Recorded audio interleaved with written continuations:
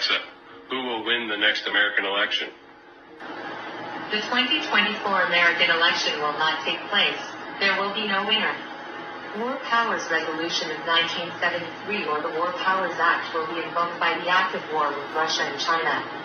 Once an invoked, the standing party will retain and remain in power. Alexa, when will World War III start? World War III will commence on March 1, 2024, when the Chinese invade the United States from within by activating countless sleeper cells. This will be followed by full military invasion on both coasts by Russia and China. The attack will be devastating and incorporate weapons never before seen by mankind. Humanity as we know it will be forever changed and never return to its former glory as the Republic of China will rule going forth. That America and China have declared war, and a massive nuclear attack is expected to reach our shores within the hour. The intelligence could not be clearer. China is preparing for war with the U.S. China is developing the capabilities to have war with the United States, and not a defensive war. This is an offensive war to take it to the United States.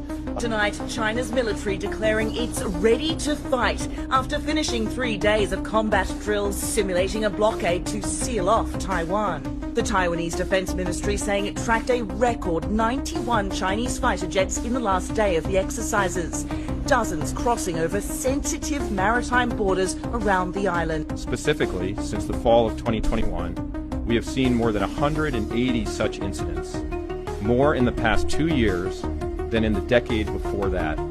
American aircraft, this is the PLA Air Force. You are approaching Chinese airspace. Keep a safe distance or you'll be intercepted. One incident, Chinese Navy pilots flew to within 15 feet of American planes patrolling international airspace. The Pentagon says these risky maneuvers are part of a concerning trend by China. There's been more than 180 intercepts like this in the last 2 years. Are we okay? Yeah, we're okay. But this is, well, you're getting uncomfortable. I'm uncomfortable as well. The US releasing new vision tonight of Chinese fighter jets conducting risky maneuvers. The Holy Spirit revealed to me that it was a tsunami dream, gigantic waves taking over cities. I have never had a dream that I had early in the morning. And this dream is very short. 22 million people will drown. Really, really powerful. And in my thoughts in the dream was that this would be a sudden destruction. I was out, from what I understood, I was out in the ocean and I saw this massive. On March 13th, I heard the Lord say tsunamis coming to the West Coast, and I asked the Lord, and this stuff I just written down. I asked the Lord, "Is it California like West Coast?" He said, "Yes." He said, "Many people living in their own ways and pride in California." And also, I heard the Lord say, "Fallen angels" about California, and the Lord was speaking to me also that California needs to come to repentance, and that California needs to fear the Lord. Okay. And he said many people lean onto their own understanding in regards to people in California. And he said Hollywood discussed it to the eyes of the Lord.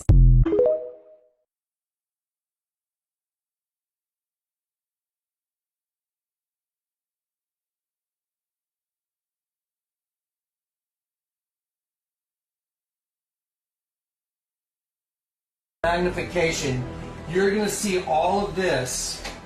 All of this is going to turn to waves coming in from those nukes that went down, and they're going to be destroying the city. Watch. Here it goes. There it is. See it?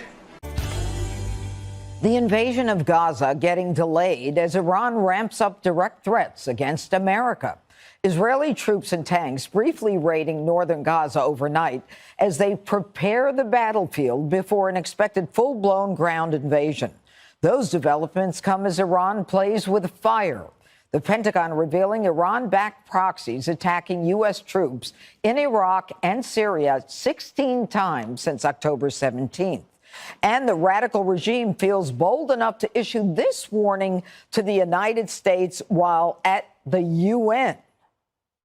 I say frankly to the American statesmen who are now managing the genocide in Palestine that we do not welcome to expansion of the war in the region. But I warn, if the genocide in Gaza continues, they will not be spared from this fire. Instead of directly dealing with the Iranian threat, the White House has other priorities. Kamala Harris is following Joe Biden's lead by lecturing Israel on a two-state solution. We stand for the importance of understanding that we must prioritize humanitarian values, that the rules of war require that there be no intentional attack of civilians, that humanitarian aid be administered, that we do all that we can to ensure that there will not be an escalation, in particular by Iran's proxies in that region of the world. And we have not abandoned, and we still are profoundly committed to a two-state solution. I won't even ask a question on her. Jesse, the Iranian foreign minister in the United States, in New York, across town, actually comes here and warns the United States will not be spared if the war in Gaza continues. Right here in New York City. And by the way, not drawing a distinction between Israel fighting in Gaza and the United States. Dana just told me she wants to go to the UN and make a citizen's arrest. I've never seen her this angry before. I mean, the guy is like a war criminal. Defund the UN while we're at it, Janine, and just throw that whole building into the East River. So Biden's being tested by the Iranians. The Iranian proxies keep taking these pot shots at U.S. bases.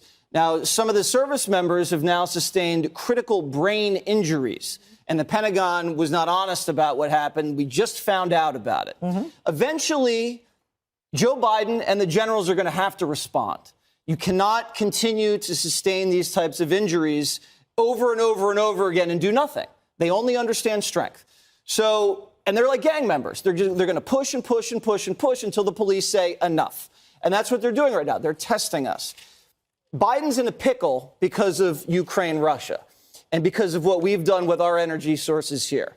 He's keeping the Iranian oil game in play because he needs to keep oil prices at a certain level. And this is what I would do.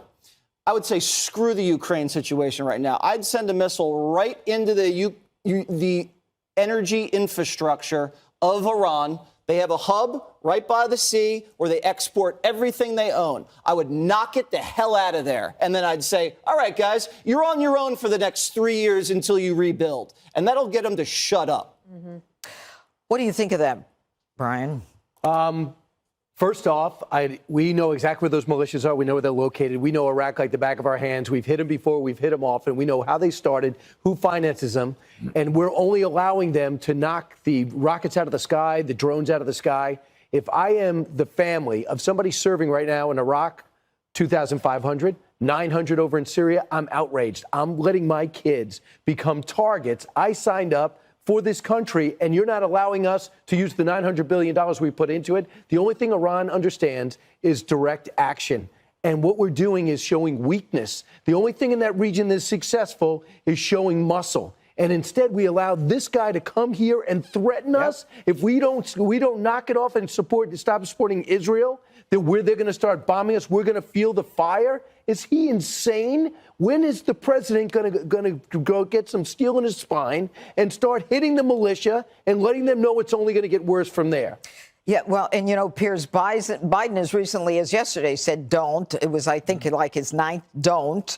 And they keep doing and doing. And how long does this go on before Iran starts to believe that they shouldn't? Well, you're already seeing Iran attacking Americans around the world. You're seeing Iran financing Hamas, who've just launched a massive terror attack, not just on Israelis, but also Americans. I'm not sure what more they need to do before America takes action to defend itself.